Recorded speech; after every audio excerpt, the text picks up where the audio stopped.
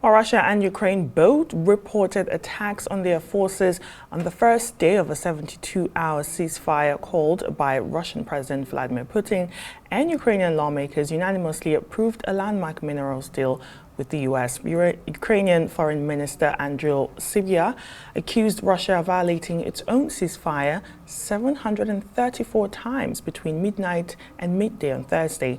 The unilateral ceasefire coincides with Russia's biggest secular holiday, the 80th anniversary of victory over Nazi Germany.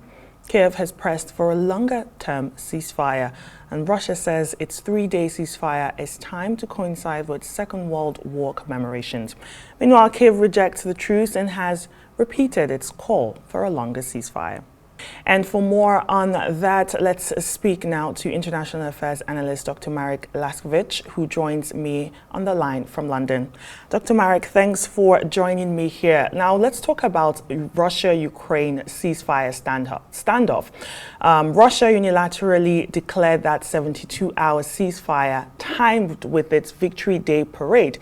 And then you also have Kiev, you have Trump pushing for a longer truce, and also Trump warning of those undisclosed sanctions. Given both sides are still trading fire, how should we interpret these ceasefire proposals, Dr. Marek? First and foremost, the Russian ceasefire proposal has got nothing to do with finishing the war or anything like that. It's just to give Russia a huge PR triumph, which is what this military parade is. Please remember, over 20 countries have attended, and this means that Russia, although the West media calls it a pariah, is no pariah. Many nations support it. On the Ukrainian side, the ceasefire is indeed a route to a permanent treaty. Unfortunately, Russia is uninterested. The reason is that a ceasefire, it asserts, would give it time, that's to say Ukraine, to regroup militarily, and therefore is not in its interest. Russia is solely interested in a long-term treaty, which of course meets its conditions. Ukraine obviously is not. Please note, today in Lviv, the European leaders and others met to consider crimes as war crimes, acts of aggression on Ukraine. A minor point, but making any possibility of a truce still further away. Dr. Marek, President Donald Trump hasn't really said what those sanctions would be if both parties don't adhere to the ceasefire.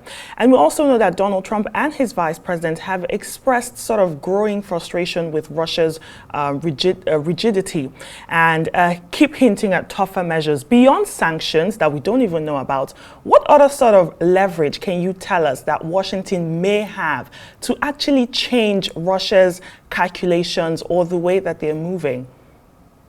It certainly isn't sanctions per se. It's true the sanctions do have some effect, but it's not fundamental. It's not going to win the war.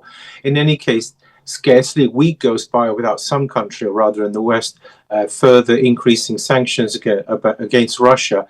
I honestly doubt this is the point. Rather, sanctions by America simply show displeasure, and that's it. As for what else he could be hinting at, it would be the supplying of better arms to Ukraine. Currently, Ukraine isn't given all the arms it wants. I'm talking about quality as opposed to quantity. Indeed, it's by no means clear how many more arms the Americans are prepared to supply. So there's this that he is hinting at. However, please note, the Ukrainians never actually agreed to the three-day ceasefire, and the Russians never agreed to the 30-day ceasefire. So, in fact, we're still very much at the situation as it was. There's no change from that point of view. Now, we had this, Dr. Marek, the Victory Day parade, and you have Xi Jinping of China standing with Vladimir Putin. What does this tell us about the relations between Beijing and Moscow? They're getting ever closer, it has to be said. The West, it is true, in its media has hinted that China is perhaps more superior now, that in fact China wants to step warily because it regards Europe as a partner. None of this appears to be the case as far as one can see. Russia and China have several mutually agreed goals. One, it's supposed to be a multipolar world, not controlled purely by the American hegemony, also called a hyperpower by the French. Two, they are have been discussing on and off the idea of a different currency, a world currency as opposed to the dollar. Three, they are both see themselves as under attack by the USA, China economically, and Russia, of course, militarily, in the sense that America is supplying arms to Ukraine. And so, for all these reasons, they are much closer partners than meets the eye. And indeed, they do make a natural fit. Chinese technology, Russian raw materials, it does look as if there's a lot of mileage in that. And so I read the situation quite clearly. They are growing closer together. And you know, President Putin was careful to avoid direct criticism of the West, but I think the symbolism was blaring. You had drones on display, nuclear-capable missiles, even officers that were in the lineup. Now, how much of this is sort of a deterrence theater, and how much of it reflects the actual shift in Russia's strategic capabilities and also alliances? First and foremost, the point of the parade is simply to reinforce that Russia is a superpower and that its military is working. It's not so much a deterrent as a sort of showing off, and also it puts Putin back on the world stage. That is its primary purpose. What is important here amongst the parade is, as you've stated, is that he avoided any direct criticism of the West, as indeed the Chinese do. It is by no means a war between the West and Russia, just as not a real war between China and America.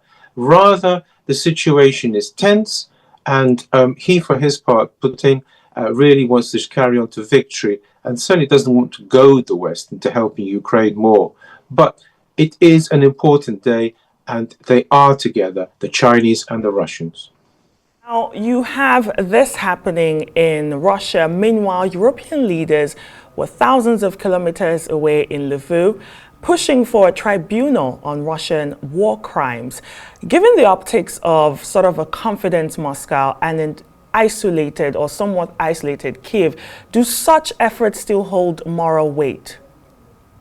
I don't think they come to anything much. There are three problems. Russia, as long as it's got nukes, is unconquerable, and therefore there is no opportunity, none, of any sort of war crimes trial. Secondly, the fact of the matter is, insofar as President Putin is accused of being a war criminal and the Russians of war crimes, it makes the possibility of a truce so much further away.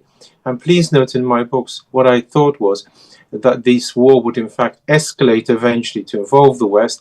And if the West insists upon threatening, if you like, President Putin with trials, and of course others of his entourage, this means that there's certainly no possibility of putting this war to bed easily.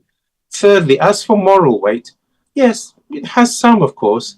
The problem is that 20-odd countries actually are supporting Russia. And of course, from Russia's point of view, there could be a different set of war crime trials in the sense that they accuse Ukraine of being neo-Nazi and so on. This may sound propaganda-ish, but then many things in politics are. And the fact of the matter is that the War Crime Trials Tribunal that they're thinking of setting up in Lviv is not actually going to do much, and maybe, in fact, have an adverse impact on the war. Well, thank you so much, Dr. Marek, for your insights on the Russia-Ukraine ceasefire standoff and also relations with Russia and China. Always a pleasure having you on The World.